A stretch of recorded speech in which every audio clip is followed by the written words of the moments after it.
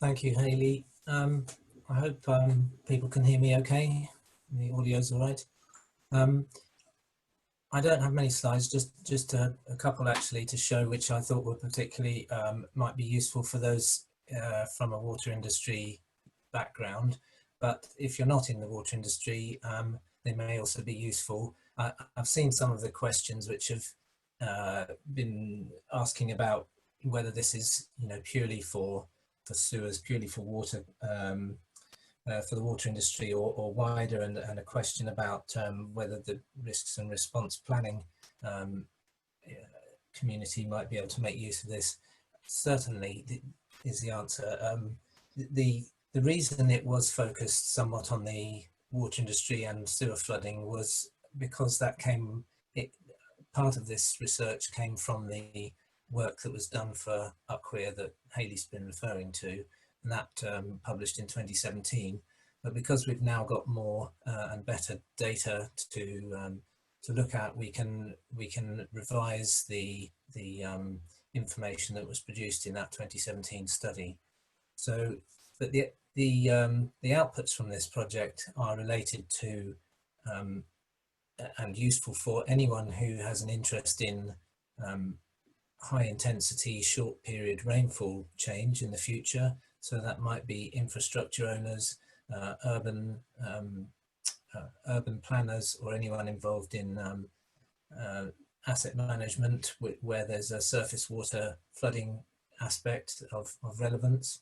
And the values that come out from this study will hopefully inform the new guidance that is developed by the regulators, so the Environment Agency, SEPA, NRW, etc.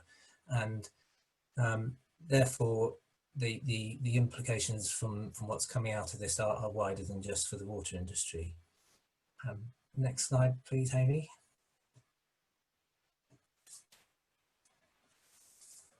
I wanted to talk a little bit about this tool REDUP that Hayley referred to above. One of the outputs of the Uckwea study, which I was the manager for in 2017, was to develop a method for perturbing time series rainfall at high resolution, high temporal resolution, to be representative of future climates. So I led a team at a company called CH2M, where I previously worked in 2017, that developed this this tool, this perturbation tool that we called REDUP, because it effectively it's to use with rainfall event data files, RED files, that are input files into sewer modeling software produced by Innovise. So the tool allows you to perturb a time series of measured historic rainfall at any temporal resolution, 125 minute, for example, and it carries out a perturbation in which it uplifts some rainfall events. It also looks at the sort of mass balance of the rainfall across the seasons and across annually, so that the rainfall characteristics in the future climate are simulated as best as possible, not just in terms of individual intensities, but over the general rainfall pattern throughout the year. So these points on the left, it uses uplift factors that were derived from the Met Office model, and any revision to this tool following the work that Hayley's been describing will need to use not just the uplift factors, but all the output data. The uplift factors vary by season, so these are in quartiles, as you can see on the right in the sort of front end image for using that tool. They also allow you to do perturbations. This is particularly set up for the water industry, so they have an interest in the period just called the bathing season between May and September in the year, so that you can look at how changes in rainfall will occur during that bathing season, where pollution control is of key importance.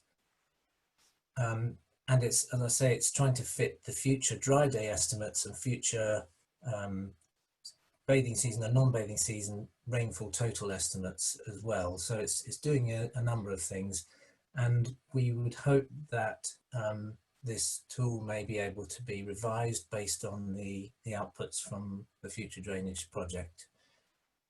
This tool is a proprietary tool of UCWEAR, so it is within UCWEAR's control for any revisions. Next slide, please.